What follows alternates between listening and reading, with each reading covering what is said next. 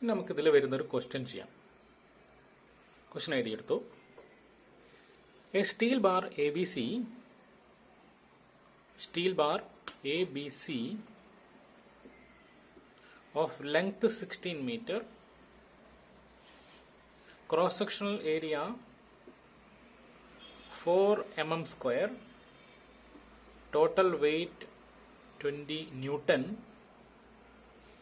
and Young's modulus is equal to 200 GPa, is hanging as shown in figure. Figure ഒന്ന് വരയ്ക്കാം. This is the ABC എന്ന bar. ഓരോ പോർഷനിലും 8 meter length ഉണ്ട്. Question is, calculate the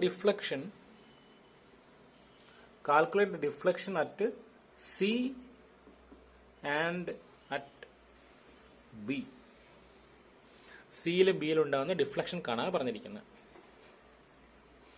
okay, അപ്പോൾ ഇവിടെ ക്വസ്റ്റനിലേക്ക് പോവുകയാണെങ്കിൽ നമുക്ക് കണ്ടുപിടിക്കേണ്ട ഇവിടെ ഉണ്ടാവുന്ന ഡെൽറ്റ, ദാറ്റ് ഈസ് ഡെൽറ്റ സിയും ഇവിടുത്തെ ഡെൽറ്റ ബിയുമാണ് കണ്ടുപിടിക്കേണ്ടത്.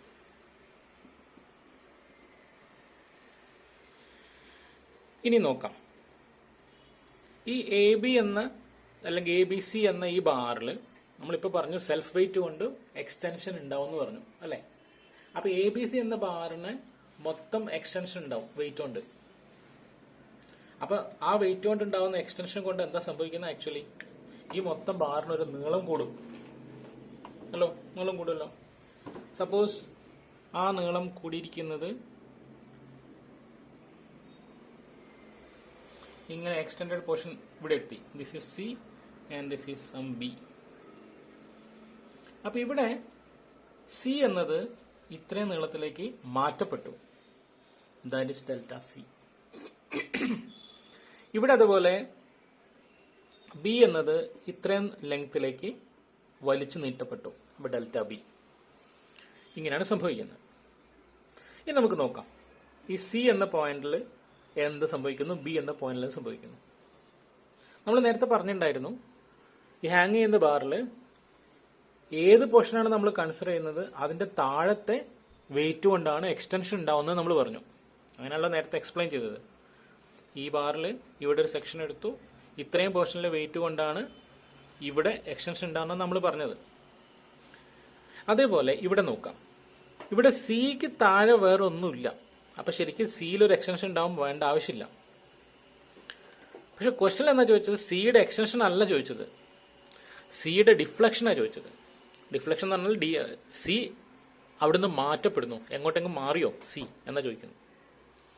അപ്പൊ നമുക്കറിയാം ഈ മൊത്തം ABC എന്ന ബാറിനൊരു വെയിറ്റ് ഉണ്ട്. അപ്പൊ ഈ വെയിറ്റ് കൊണ്ട് മൊത്തം ഒരു ഇലോങ്ങേഷൻ ഉണ്ടാവും അല്ലെ.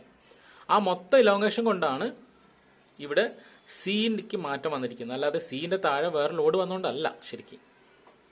അല്ലല്ലോ, ഈ മൊത്തം വെയിറ്റ് കൊണ്ട് ഉണ്ടാവുന്നൊരു ഇലോങ്ങേഷൻ മൊത്തം ബാറിന് വന്നു, അതുകൊണ്ട് സി താഴോട്ട് വലിച്ചു നീട്ടപ്പെട്ടു. അപ്പോൾ അതാണ് ഡെൽറ്റ സി എന്ന് പറയുന്നത്. അപ്പോൾ ഈ ഒരു സംഭവം എന്ന് പറയുന്നത് നമ്മൾ നേരത്തെ പഠിച്ച പോലെ സെൽഫ് വെയിറ്റ് കൊണ്ടുണ്ടാവുന്നൊരു എക്സ്റ്റൻഷൻ അല്ലേ ശരിക്കും. ABC എന്ന ബാറിന് സെൽഫ് വെയിറ്റ് കൊണ്ടൊരു എക്സ്റ്റൻഷൻ ഉണ്ടായി. അങ്ങനെ എക്സ്റ്റൻഷൻ ഉണ്ടായ സമയത്ത് അതിലെ എൻഡിലെ സി എന്ന പോയിന്റ് താഴോട്ട് നീക്കപ്പെട്ടു. അപ്പൊ ഈ സി നീങ്ങപ്പെടുന്നത് എത്ര ഡിസ്റ്റൻസിലായിരിക്കും? സെൽഫ് വെയിറ്റ് കൊണ്ടുണ്ടാവുന്ന എക്സ്റ്റൻഷൻ ഈക്വലന്റ് ആയിരിക്കും അല്ലേ. അപ്പൊ ABC എന്ന മൊത്തം ബാറിന്റെ ഒരു സെൽഫ് വെയിറ്റ് കൊണ്ട് മൊത്തം ഒരു വലിച്ചു നീട്ടപ്പെട്ടു. അങ്ങനെ നീളം ഉണ്ടായത് സി എന്ന പോയിന്റിന് താഴോട്ട് മാറ്റി ഇത്ര നീളത്തിലേക്ക് ഡിഫ്ലക്ട് ചെയ്തു. So delta C will be deformation of the entire bar due to its self weight ആയിരിക്കുമല്ലോ. ഓക്കെ, അപ്പൊ താഴെ the deflection at C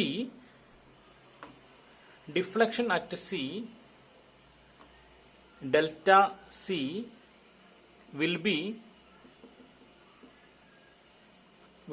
elongation of the bar ABC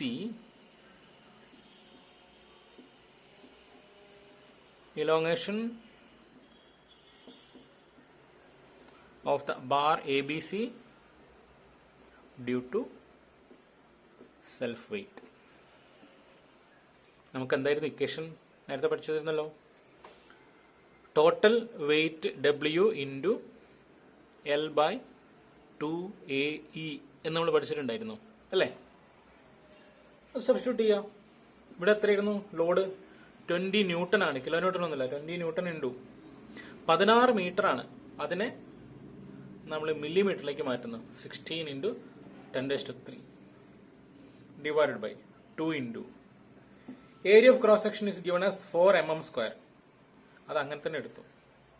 into Young's modulus is given as 200 GPa. അതാണ് ചെറിയ doubt ഉണ്ടാവും അല്ലേ? 200 GPa എന്ന് തന്നിട്ടുണ്ട്. ഇതിനെങ്ങനെ newton per mm² മാറ്റും? നമുക്ക് വേറൊരു ഇക്വേഷൻ ഉണ്ട്. 1 MPa is equal to 1 Newton per mm². ഇങ്ങനൊരു റിലേഷൻ ഉണ്ട്. ഈ റിലേഷൻ ഒന്ന് ബൈ ഹാർട്ട് ചെയ്ത് പഠിക്കണം. 1 MPa is equal to 1 Newton per mm².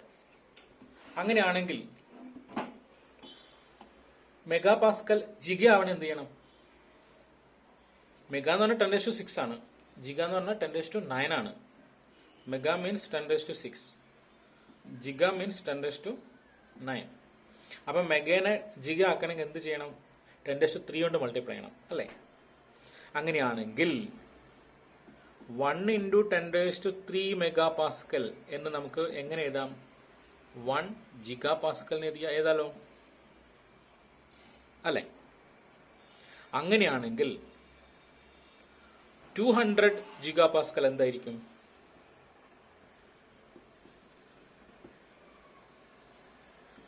200 into 10⁻³ മെഗാപാസ്കൽ ആയിരിക്കും. That means 200 into 10⁻³ newton per mm² ആയിരിക്കും. That is 2 into 10⁵ newton per mm² ആയിരിക്കും. Clear ആണല്ലോ? ഓക്കെ. അപ്പൊ ഈ വാല്യൂ നമ്മൾ ഇവിടെ സബ്സ്റ്റിറ്റ്യൂട്ട് ചെയ്യാൻ പോവാണ്. ഇ എന്ന value is 200 GPa and that is equal to 2 into 10⁵ Newton per mm². 2 into 10⁵.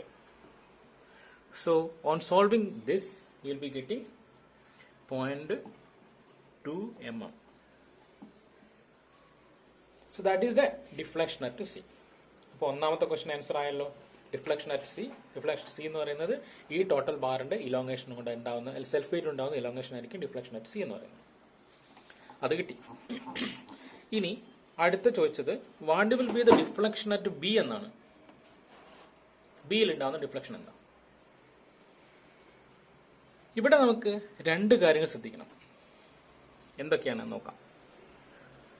B എന്ന ബാറിൽ അല്ല എ ബി എന്ന ബാറിന് എ ബി എന്ന പോർഷൻ കൊണ്ടുള്ള സെൽഫ് വെയിറ്റ് കൊണ്ട് ഒരു എക്സ്റ്റൻഷൻ ഉണ്ടാവൂലേ? അത് കുറച്ചിങ്ങോട്ട് വന്നു, ഇവിടെ എത്തി. പക്ഷേ ഇവിടെ ബി സി എന്ന ഇത്രയും പോർഷനിലെ ഒരു ലോഡ് ഇവിടെ ആക്ട് ചെയ്യുന്നുണ്ട്. അതൊരു പോയിന്റ് ലോഡ് പോലെ ആക്ട് ചെയ്യുന്നത് താഴെയുള്ള ഒരു പോർഷനാണ്, ഒരു എക്സ്ട്രാ ഫോഴ്സ് പോലെ ആക്ട് ചെയ്യുന്നത്. അപ്പൊ ആ ഒരു പോയിന്റ് ലോഡ് കൊണ്ടുണ്ടാവുന്ന ഒരു എക്സ്റ്റൻഷൻ വേറെ ഉണ്ടാവും. അങ്ങനെ അത് B2ലേക്ക് വരും. അപ്പൊ എ ബി എന്ന ലെങ്ത് മാത്രം എടുക്കുക, താഴോട്ട് ബി സിനെ മുറിച്ച് മാറ്റപ്പെട്ട നമുക്ക് മുറിച്ച് മാറ്റി വെക്കാം. അങ്ങനെ മുറിച്ച് മാറ്റി വെക്കുകയാണെങ്കിൽ ബി എന്ന പോയിന്റിൽ ഉണ്ടാവുന്ന എക്സ്റ്റൻഷൻ രണ്ട് പാർട്ട് ഉണ്ടാവും. ഒന്ന് എ ബി എന്ന പോർഷൻ കൊണ്ടുണ്ടാവുന്ന സെൽഫ് വെയിറ്റ് കൊണ്ടുണ്ടാവുന്ന എക്സ്റ്റൻഷൻ. രണ്ടാമത്തത് ബി സി എന്നത് ഒരു പുറത്തുള്ള ഒരു ലോഡാണ്, ഒരു എക്സ്റ്റേണൽ ലോഡ് പോലെ കൺസിഡർ ചെയ്യാം, അതുകൊണ്ടുണ്ടാവുന്ന എക്സ്റ്റൻഷൻ. അപ്പൊ രണ്ട് എക്സ്റ്റൻഷൻ വന്നു. ക്ലിയർ അല്ലേ? ബിയിൽ എ ബി എന്ന പോർഷന് സെൽഫ് വെയിറ്റ് കൊണ്ടുണ്ടാവുന്ന എക്സ്റ്റൻഷൻ ഉണ്ടാവും, പിന്നെ ബി സി എന്ന പോർഷൻ എക്സ്റ്റേണൽ ലോഡ് പോലെ ആക്ട് ചെയ്യും. കാരണം അത് പുറത്താണത്, ബിന്റെ പുറത്താണ്, ബിന്റെ താഴോട്ട മൊത്തം ലോഡ് ആക്ട് ചെയ്യണം.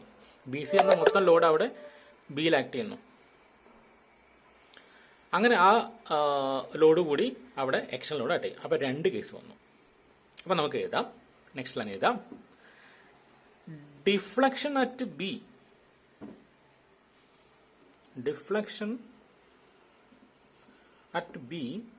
delta B equal to deflection of AB due to its self weight, deflection of AB due to its self weight plus deflection at B due to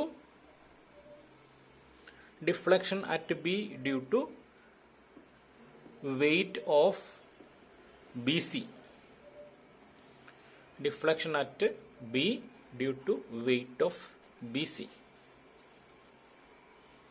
ഇനി ഓരോന്നും കണ്ടുപിടിക്കാം. നെക്സ്റ്റ് ലൈൻ ഏത്? Deflection at B due to self weight of A B.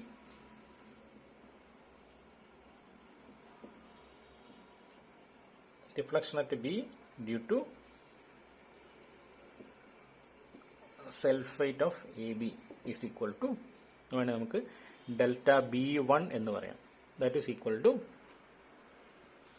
Self weight ഉണ്ട് equation W of AB into L of AB divided by 2 into A into E. A ഒക്കെ constant ആണ്. So WAB എത്ര വരും? Total load 20 ആണ്. അപ്പൊ അവിടെ load എത്ര ഉണ്ടാവും? ദാറ്റ് വിൽ ബി 10 ഓൺലി, അല്ലേ? 10 into length is 8 meter, 8000 divided by 2 into 4 into 2 into 10 raised to 5, and that is equal to 0.05.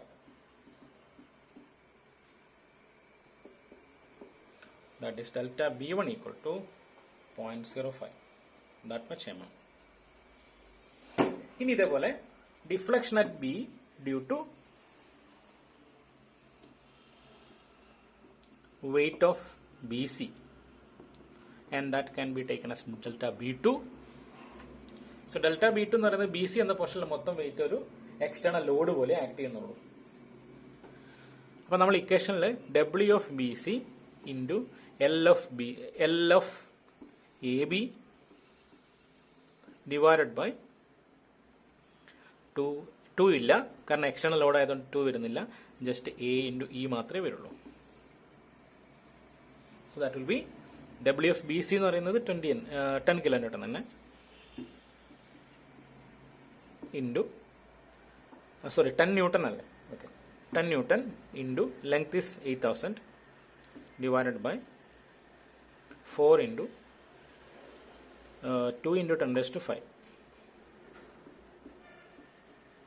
and that value will be 0.1 mm.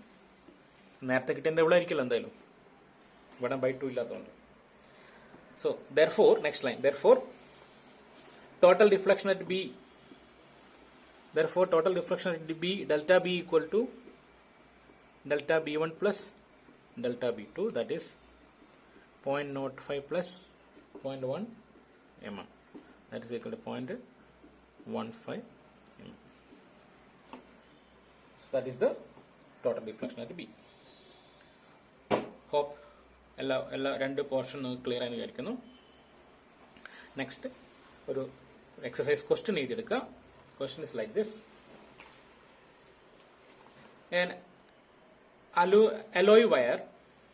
an alloy wire of 2 mm square cross section and 12 Newton weight hangs freely